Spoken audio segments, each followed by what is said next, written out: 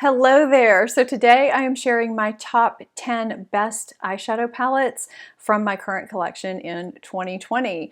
I have very basic palettes in here that are easy to use. They give you everything that you need in them to get an entire eye look. Palettes that will take you from day to evening, some special occasion palettes, and some colorful palettes. And these are all palettes that I use for either very practical purposes or that I just really get a lot of joy out of using. So we can go ahead and get into my top 10 best eyeshadow palettes. But first, if you are not subscribed to this channel, hit that subscribe button and become part of the family, as well as the notification bell so that you're notified when I upload. And let's go ahead and get into my top 10 palettes. I'm going to start with an obvious one. If you follow my channel, you have heard me talk about this palette. It was actually in my Holy Grail makeup video.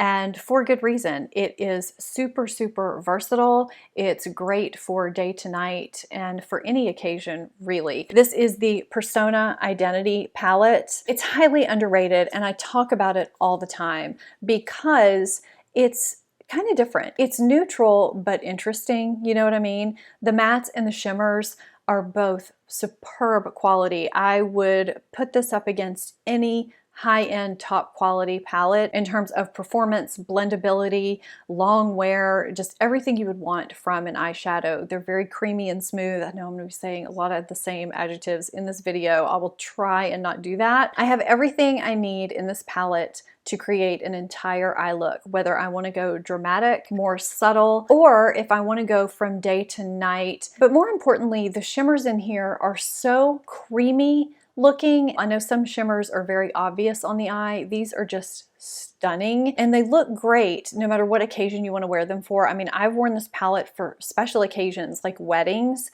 and it's gorgeous. You don't need a glitter or anything like that to get a super special look from this palette. I feel like I've just been talking about this palette nonstop since I got it and it stays in these videos for a reason. It is that good. I know it was designed for brown eyes, but I have blue eyes. It's so flattering. I think everyone should have this palette. So my next palette is a larger palette, but not super large. But you get a ton of shadows to choose from with this palette if you want a neutral look, but it's also got some different tones in it, which is why I like it. This palette has been out of stock for a while until recently. So apparently a lot of people want to get their hands on this palette too, and I just think it's great and so underrated. I never hear about it. This is the ColourPop Bare Necessities palette. It's very pretty too, isn't it? It's this kind of, you know, rose gold blush shade. Super pretty. So now with ColourPop, you don't get mirrors in the top, but that's probably partly how they keep their costs down because for this size of a palette with this many shades to choose from, you're really getting quite a deal here. And like I said, you have really light shades ranging all the way to browns and blacks, shimmers, mattes, and I really like ColourPop's quality. I've had several of their regular size palettes in my life and have really loved those. I have been loving this as well. This made this list for the sheer versatility, the variety of tones you can get, and it will give you any kind of eye look that you want to do in such an easy way and at a good price for this size of palette. I just love having this at my vanity and reaching for it and having everything I need in one palette. So let's talk about an eyeshadow palette with a little bit more color. I adore this palette. It did start out as being limited edition, but is now permanent, or it looks like it's permanent anyway, and I'm really glad because it's just such a versatile palette that can give you neutral looks as well as colorful looks, and that's why I like it so much. Because I'm really a practical, neutral girl at heart. I just tend to gravitate towards a neutral look with pops of color, and I'm able to get that with the Urban Decay Born to Run palette. I feel like some people love this palette as much as I do, and others just really thought it was just kind of okay. I love it. You do get a nice sized mirror in here and you get so many wearable colorful shades. And that's what I like in a colorful palette, are shades that I can actually wear out the door in my daily life and feel good and confident and not feel like I'm just, you know, overpowered by my makeup, but that my makeup is just enhancing what I've already got, if that makes sense. And I feel like I can get that with this palette. You have so many color options, shimmers, mattes, but yet if you want to get a neutral look, you can totally be safe and get a neutral look. Even though this is large, it really does make a great travel palette because of the big mirror and because of the versatility, especially if you don't really know where you're going or what you're doing and you want a variety of looks, but you don't want to pack a lot of palettes. I love the quality. I love the versatility. This is just such a great palette that makes me so happy. And for that reason, it definitely made my top 10. I have a couple of the Bareminerals Gen Nude palettes, and I decided I was only picking one for this video.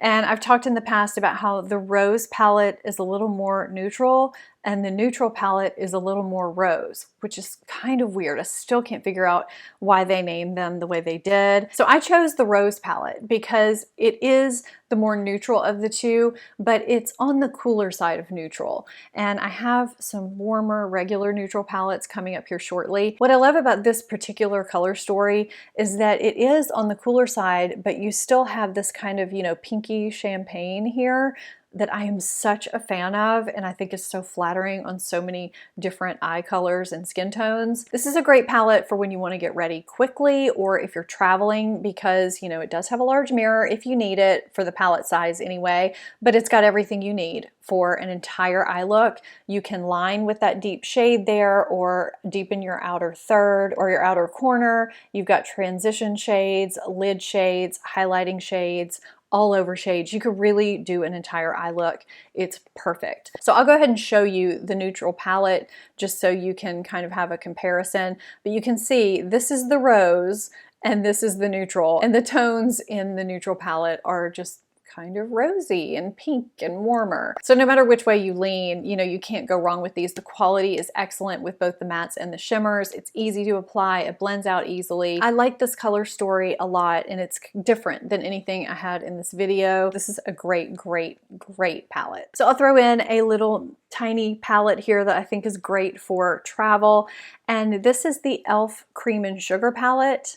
I have a couple of these e.l.f. palettes, and this is the one that I chose because it just gives me an everyday, easy throw-on look.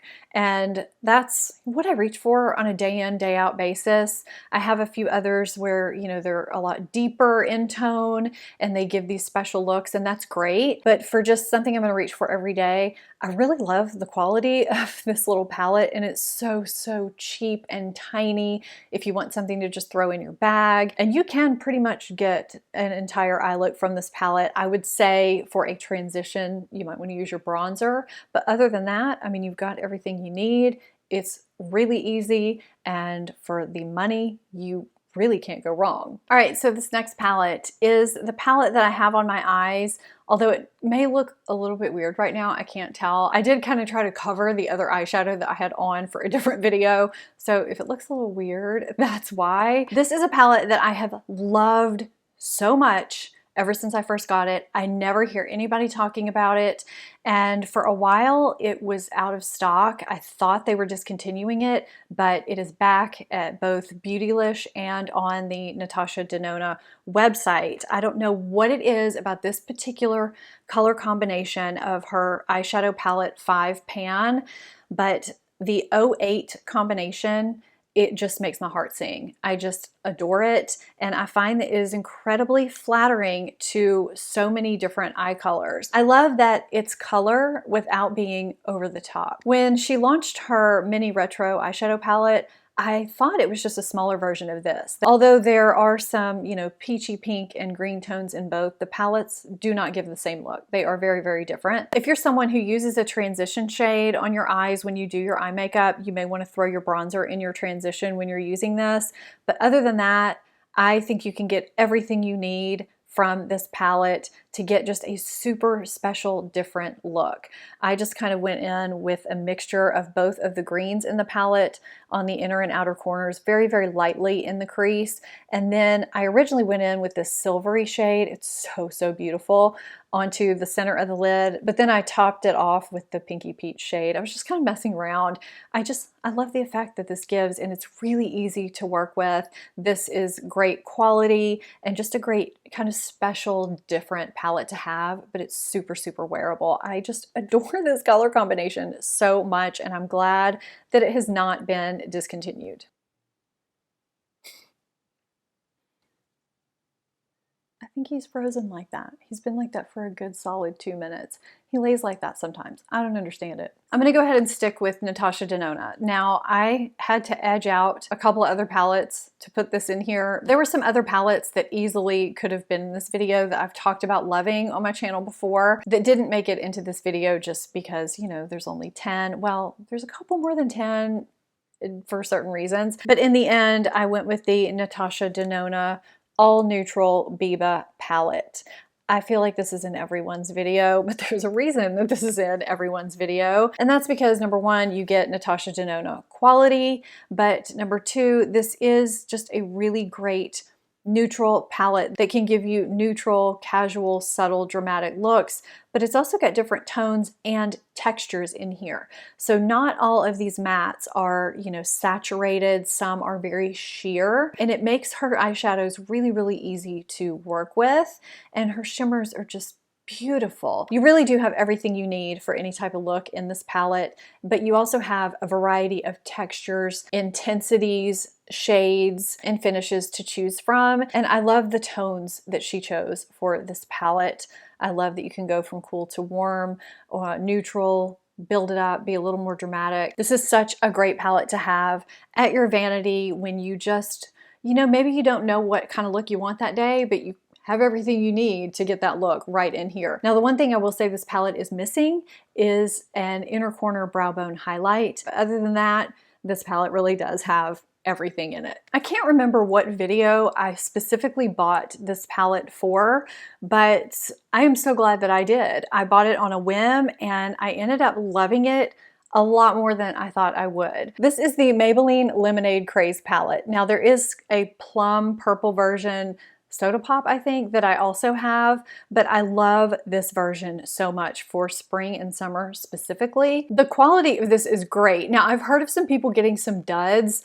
I can't really speak to that. All I can say is that I have been impressed with the quality of this palette, and I love that I can get a neutral look or kind of a soft pinky peach look, but I can also use pops of color to make it a little bit more vibrant if I want. It's just easy and just great for that summertime spring look. I've been so pleasantly surprised with this palette. I enjoy using it. It makes me smile when I use it, and that's kind of the purpose of a lot of these palettes in here. You know, a lot are practical and functional, and of course they're all good quality. While this, you know, is not Natasha Denona or Persona, you know, some just really make me smile when I use them, and this is one of those palettes. I just really, really enjoy it. I think the price point is great. It's wearable, but it's fun at the same time. I'm kind of cheating with this next one because, you know, I think this is what, number 9, and I have 3 palettes in this slot, and there's a very specific reason why. I've talked about this trio of palettes kind of in the same way, and I find that all 3 can be used in a very similar fashion, and I love them all. I just could not narrow this down because none of these are ever leaving my eyeshadow palette stash. They couldn't really edge out any of the other ones because they just kind of fit a specific criteria. So I have here Tartlet in Bloom, Marc Jacobs Glambition, and Tarte Maneater. So I'll talk about the Marc Jacobs Glambition and the Tarte Maneater first. I mentioned loving both of these in my favorite travel palettes video. Both of these are palettes that will take you from day to night. They will give you a complete eyeshadow look, and you know, they're neutral. So you've got a highlight, you've got your all over lid shade, you've got your transition, your crease, your outer corner, your liner shade if you want to line with any shade in here. The shimmers in both of these palettes I find to be just more of a sheen rather than a shimmer. It's not going to emphasize anything bad. So I find them to be kind of interchangeable but in different ways. The 2 shimmers that you have in the Marc Jacobs palette are different. You've got this kind of gold shade and then this kind of light pinky champagne, which is what makes this so workable for me personally. And you've got literally everything else you need. I find that the quality is just superb. superb with Marc Jacobs shadows. I have 3 or 4 of his palettes and I have loved every single one. And in the Tarte palette, you actually have 3 kind of sheeny shimmer shades. You've got this deeper kind of burgundy brown, and you've got this really, really light highlighty shade, and then you've got this kind of beige shade. So you have some different tones. You've got the Tartlet in Bloom that is just, in my opinion, kind of an expanded version of that. But I don't really travel with this. I just don't find it as compact. And you have some more neutral shades in here, so you are getting a little bit more versatility with the Tartlet in Bloom. I just love all of these palettes so much. The quality is great. I use them all the time. They're great neutral, easy palettes. If you lean towards the neutral or warmer side of neutral, I think these two would be great. If you want a more just general neutral palette that actually has a little bit of cool going on down here, Tartlet in Bloom would be a great choice. So that's why all 3 are in here. Sorry guys, it had to be done. And on that same note, I have got 3 Natasha Denona mini palettes here. I've got the Mini Retro and the Mini Glam and Mini Nude.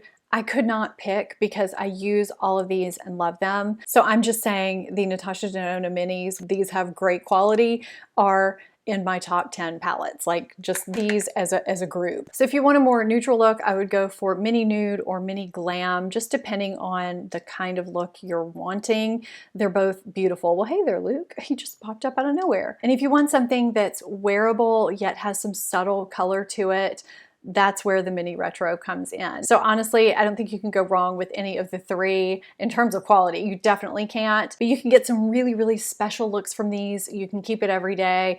They're so easy. They're tiny. They're not expensive, especially not for Natasha Denona, and they're just fun. I love using these. I get a lot of joy out of these when I use them. I have a feeling that some of you may ask why I didn't put either of the Pat McGrath palettes that I have in here, and that's because they're just newer to me, and I haven't really messed around with them enough. I have the Bronze Seduction palette and I have the first Divine Rose palette. I do really, really enjoy them both, but I just felt weird about putting them in my top 10 since they're both fairly new to me. But so far, I am loving them. But that's just a side note. I just wanted you to know why they weren't in this video. And I also have a Holy Grail Foundations video that will be linked probably in a card and down in the description box as well, because I know a lot of you want to know what my favorite foundations are. I hope you enjoyed this video. It was a lot of fun picking these palettes out, but it was really, really difficult too. I have a lot of palettes that I love that I just couldn't put in this video because I didn't want to make it, 20 palettes. Leave me your favorite palettes down below. I always like checking out what you guys love, and a lot of times it does end up making it into a video. If you're not subscribed to my channel, hit that subscribe button, become part of the family. Thank you so much for watching. I'll see you next time. Bye.